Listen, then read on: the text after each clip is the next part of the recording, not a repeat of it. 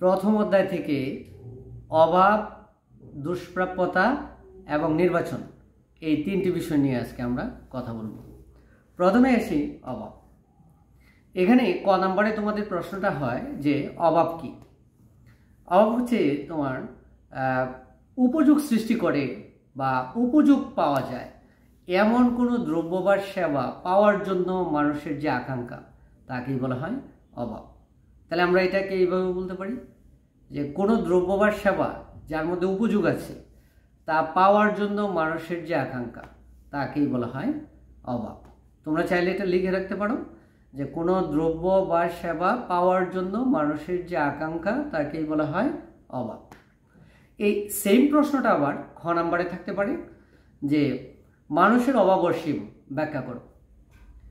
তাহলে আমরা এইটার ক্ষেত্রে আমরা অ্যান্সার করবো এইভাবে যে একজন মানুষ জন্ম থেকে মৃত্যু পর্যন্ত অসংখ্য অভাবের সম্মুখীন হয়।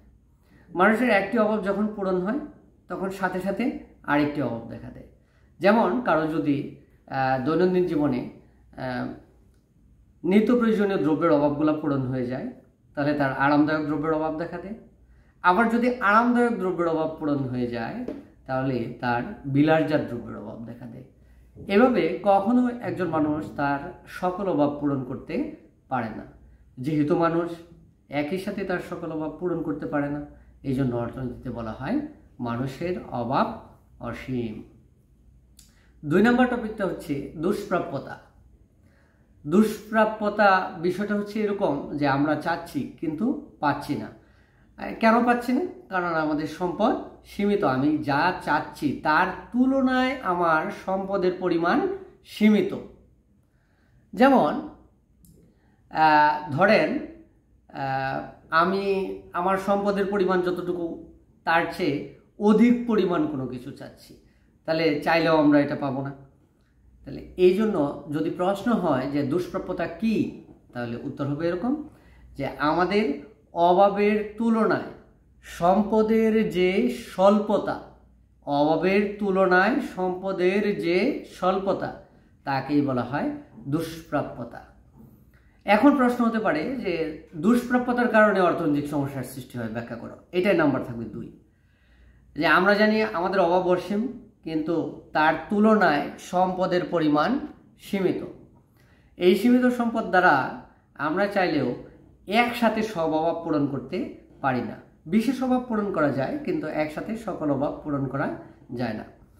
এই সম্পদের স্বল্পতার কারণেই আমাদেরকে বিভিন্ন ধরনের অর্থনৈতিক সমস্যার সম্মুখীন হতে হয়। যদি প্রয়োজনের তুলনায় সম্পদ অসীম হতো তাহলে কোনো ধরনের অর্থনৈতিক সমস্যার সম্মুখীন হতে হতো না।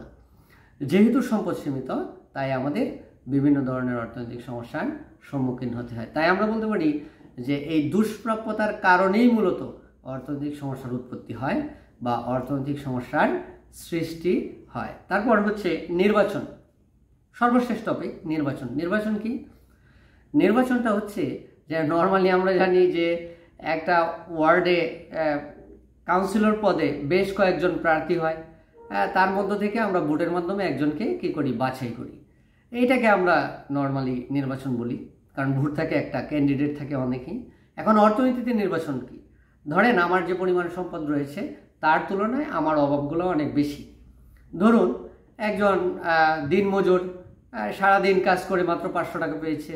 বাসায় আসার পর তার ওয়াইফ তাকে বলতেছে যে চাল ডাল লবণ তেল কিছুই নেই, টিনের চালা ফুটা হয়ে পানি পড়তেছে, এটা মেরামত করতে হবে, একটু মাংস আনলে ভালো হইতো, একটু ভালো মাছ অনেক দিন ধরে বাচ্চারা খায় না।